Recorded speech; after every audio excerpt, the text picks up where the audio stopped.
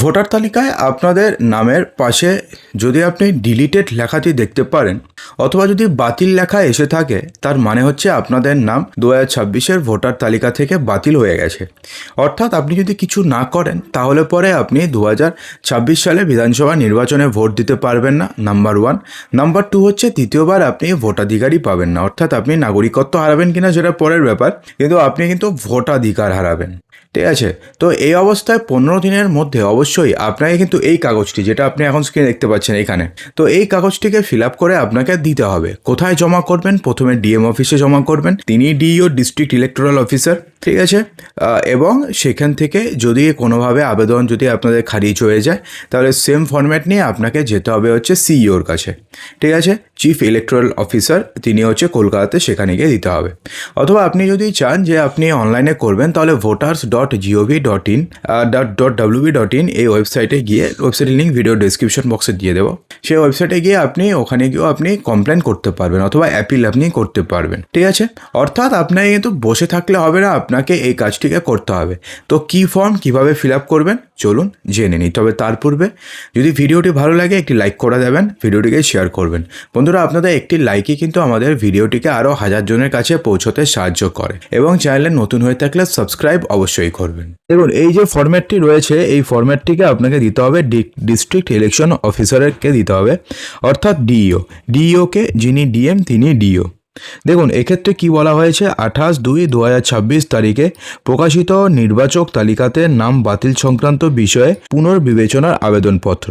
অর্থাৎ সেক্ষেত্রে আপনাদের নাম যদি বাতিল হয়ে যায়, সে যে কারণেই হোক, আপনাদের ভুলেই হোক অথবা সেটা নির্বাচন কমিশনের ভুলেই হোক, যার ভুলেই হোক, সেটা আপনাদের দেখার দরকার নেই।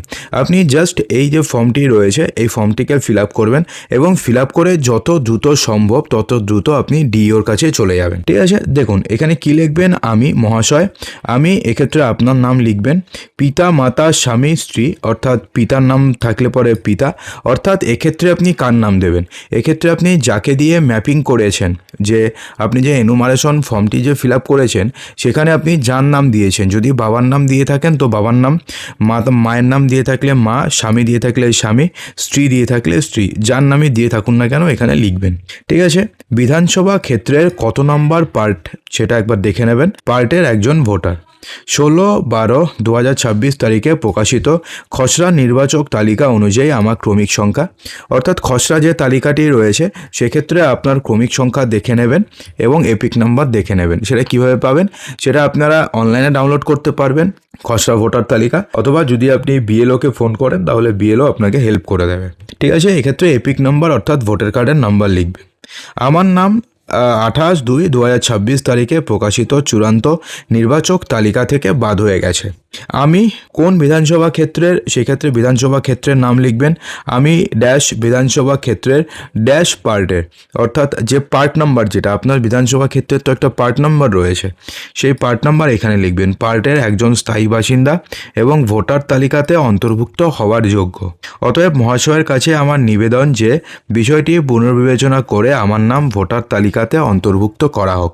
অর্থাৎ সেক্ষেত্রে আপনি ডিস্ট্রিক্ট ইলেকশন অফিসারকে একটা রিকোয়েস্ট দিচ্ছেন যে আমার বিনীত নিবেদন যে এই বিষয়টি পুনর্বিবেচনা করে আমার নাম ভোটার তালিকাতে অন্তর্ভুক্ত করা হোক, এই মর্মে আপনি একটা চিঠি লিখবেন। সেটা আপনি এটাকে ডাউনলোড করেও লিখতে পারেন অথবা আপনি এরকমভাবে প্রিন্ট করেও লিখতে পারেন, ঠিক আছে। তো সেক্ষেত্রে আপনি তখন কী কী জমা দেবেন, দেখুন, এক্ষেত্রে আবেদনকারীর স্বাক্ষর, টিপসই। তো আপনি যদি টিপসই দিয়ে থাকেন, অর্থাৎ এনুমারেশন ফর্মে যদি আপনি টিপসই দিয়ে থাকেন তাহলে এক্ষেত্রে টিপসই দেবেন। যদি আপনি এনুমারেশন ফর্মে সই করে থাকেন, এক্স্যাক্টলি যেমন সই করেছেন এনুমারেশন ফর্মে সেরকমভাবে সই করবেন। এবার আপনাকে কিছু নথি দিতে হবে। কি কি নথি দেবেন, এনুমারেশন ফর্মের স্বপ্রত্যয়িত কপি, মানে এনুমারেশন ফর্ম যেটা রয়েছে, যেটা আপনাদের কাছে রয়েছে, এক কপি তো বিএলও নিয়ে গিয়েছিল, এক কপি তো বিএলও আপনাকে দিয়ে গিয়েছিল, সো সেই কপিটাকে আপনি জেরক্স করবেন, জেরক্স করে সেলফ অ্যাটাস্টেড করবেন, সেলফ অ্যাটাস্টেড লিখবেন, লিখে নিচে সই করবেন, করে আপনি সেটাকে দিয়ে দেবেন। 2-এ কী কী দেবেন, 2, 3, 4, 5, 6, এক্ষেত্রে আপনি কী কী বসাবেন, নাম্বার তো দেখলেন, কিন্তু বসাবেন কি, দেখুন এখানে যে 2 আছে 3 আছে, এক্ষেত্রে আপনি সেই ডকুমেন্টসগুলো দেবেন যেগুলো হিয়ারিংয়ের সময় আপনি জমা দিয়েছেন। অর্থাৎ হিয়ারিংয়ের সময় যদি আপনি আধার কার্ড দিয়ে থাকেন তাহলে এখানে আধার কার্ড লিখবেন। যদি আপনি হিয়ারিংয়ের সময় যদি আপনি ধরুন আপনি বার্থ সার্টিফিকেট দিয়েছিলেন তাহলে আপনি বার্থ সার্টিফিকেট লিখবেন।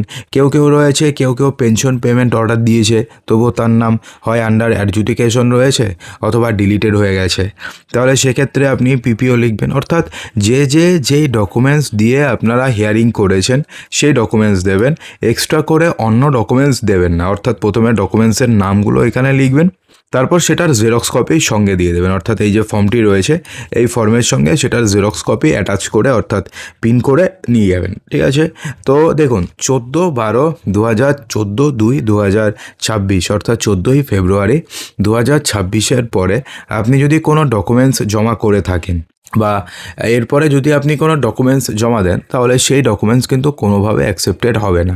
নির্বাচন কমিশন বলে দিয়েছে যে নথিপত্র জমা দেওয়ার লাস্ট ডেট ছিল হচ্ছে 14ই ফেব্রুয়ারি 2026।